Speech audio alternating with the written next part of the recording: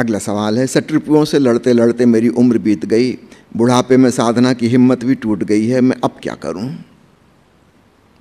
आपसे किसने कहा था शत्रुओं से लड़ो? धर्म के नाम पर सारी दुनिया में बुद्धुओं का साम्राज्य रहा है।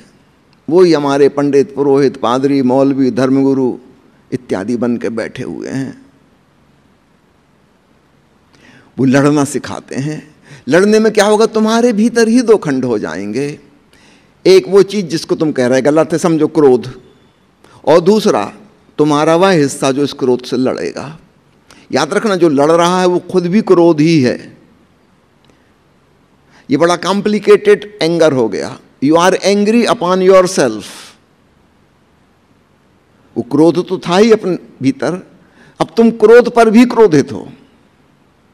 पहले तुम केवल बाहर के लोगों से लड़ते थे, अब अपने भीतर भी तुमने लड़ाई शुरू कर दी। एक अंतर युद्ध, एक इनर कॉन्फ्लिक्ट शुरू हो गया। इसमें तुम जीत नहीं सकते। तुम कह रहे कि बुढ़ापे में साधना की हिम्मत टूट गई।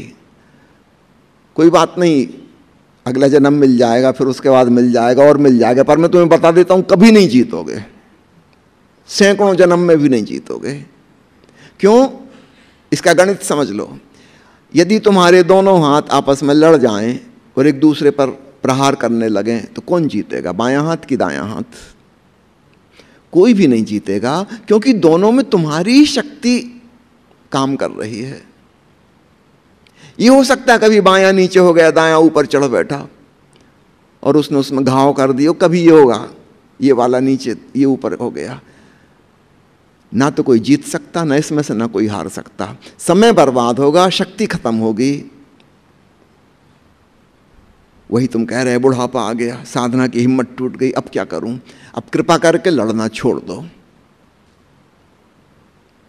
अब थोड़े समझदार बनो। आज तक तुमने जो किया है वो बिल्कुल गलत था। उसका धर्म से, अध्यात्म से कोई लेना देना नहीं है। एक नई बात सीखो। सदगुरु ओशो कहते हैं कि जब तुम्हें क्रोध आए तो सामान्यतः तुम उस व्यक्ति पे केंद्रित हो जाते हो जिसने क्रोध दिलाया। अब एक नई चीज करो, अपने ऊपर केंद्रित हो। ये कौन है जिसे क्रोध आया? Observe your self. स्वयं का निरीक्षण करो। तुम्हारी सारी शक्ति जो दूसरे को जानने में लग गई थी, उसकी तरफ प्रवाहित हो रही थी, वो स्वयं की ओर लौटेगी।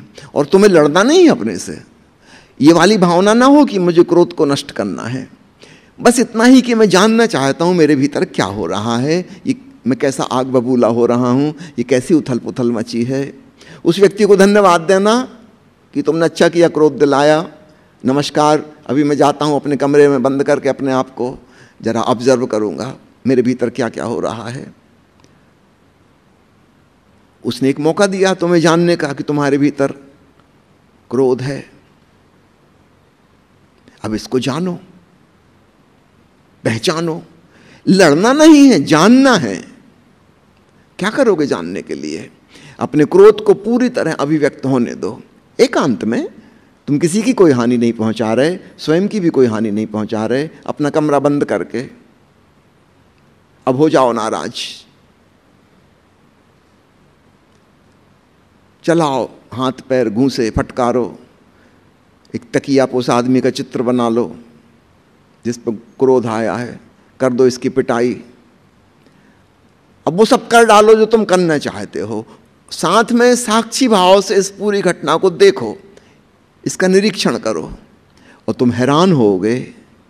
एक नया बिंदु तुम्हारे भीतर पैदा हुआ, साक्षी चैतन्य, जिसने क्रोध को देखा। थोड़ी देर में क्रोध तो विदा हो जाएगा, वह साक्षी चैतन्य वह प्रबल हो जाएगा। उसकी जड़ें जमनी शुरू हुई और धीरे धीरे धीरे तुम्हारे भीतर कॉन्शसनेस इतनी ज़्यादा हो जाएगी कि क्रोध आएगा ही नहीं। तुम क्रोध से लड़े नहीं, वो आएगा ही नहीं, क्योंकि क्रोध के लिए एक प्रकार की मूर्छित अवस्था चाहिए। अब तुम इतने होश से भरे हो कि उस होश में क्रोध जैसी चीज नहीं आ सकती। क्रोध अंधकार के समान है, जागरूकता प्रकाश के समान है। इस रोशनी में अब अंधेरा नहीं आ सकता। आपने अंधेरे के साथ कोई पहलवानी नहीं की है, आपने जागरूकता को बढ़ाया है। पहले आप क्या कर रहे थे? आप क्रोध से लड़ रहे थे, आप अंधेरे के साथ मारपीट कर रहे थे। उस मारपीट करने में अंधेरे का तो कुछ नहीं बिगड़ा, आपके हाथ पैर ही टूटे। वही आप कह रहे हो कि हिम्मत टूट गई।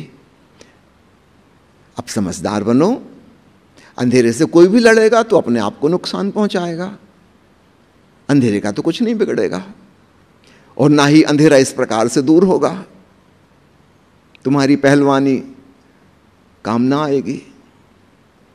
लेकिन एक छोटी सी दिया सलाई और एक दीपक काम आ जाएगा। ध्यान वह दीपक है।